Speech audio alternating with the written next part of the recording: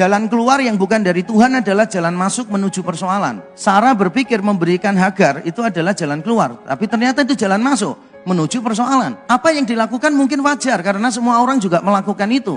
Tapi apa yang wajar belum tentu benar. Dunia kita sekarang tidak lagi sama seperti pada waktu diciptakan. Sehingga apa yang ada tidak identik dengan apa yang seharusnya ada.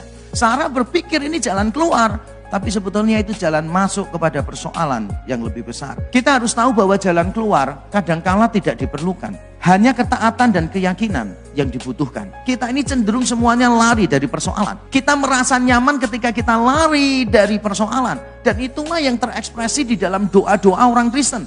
Kita seringkali kalau berdoa minta Tuhan untuk mengambil masalah kita.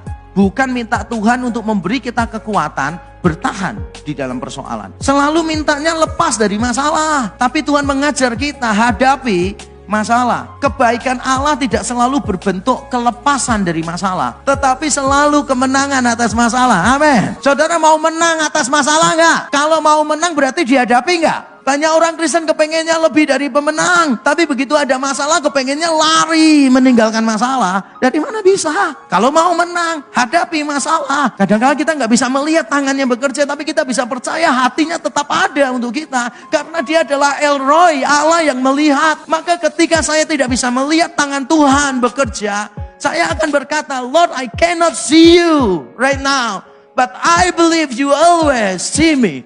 All the time. Saudara, mungkin kita berada dalam situasi yang sama seperti Hagar sekali lagi. Kita mungkin dalam persoalan yang berat dan mungkin itu karena kesalahan kita sendiri, karena kebodohan kita sendiri. Mungkin saudara merasa saudara berada di dalam titik yang paling bawah di dalam hidupmu dan engkau putus asa. Maka saya akan berkata begini kepada saudara sesuai dengan firman Tuhan. Tidak peduli sekeras apapun kita jatuh, toh kita akan jatuh ke tangan Tuhan yang lembut. Kita semua pernah terpuruk, kita pernah jatuh dengan keras. Tapi sekeras apapun kita jatuh, kita akan jatuh ke tangan Tuhan yang lembut. Karena Tuhan itu adalah Tuhan yang melihat. Dan saudara tahu, di atas kayu salib, Bapak memalingkan muka dari anaknya. Supaya kita yang berdosa bisa melihat wajahnya. Di atas kayu salib, sang anak berteriak, Allahku, Allahku, mengapa engkau meninggalkan aku? Bahkan dia yang biasanya menyebut Bapak, sekarang dia hanya menyebut Allahku, Allahku, mengapa engkau meninggalkan aku? Bapak memalingkan muka dari anaknya supaya kita bisa melihat wajahnya. Karena kita seringkali tidak tahu bahwa Allah selalu melihat kita. Kita nggak bisa percaya itu.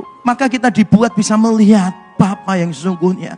Tapi untuk membuat saya dan saudara bisa melihat muka Bapa dengan semua rahmatnya, dia harus memalingkan muka dari anaknya yang tunggal. Saudara, apapun persoalan kita hari ini, mungkin saudara merasa saya mencari Tuhan kok gak ketemu. Karena Tuhan memang gak perlu dicari. Tuhan sekarang melihat dan menemukan engkau hari ini. Allah melihat engkau dan engkau melihat Allah di dalam Kristus Yesus. Kasihnya cukup untuk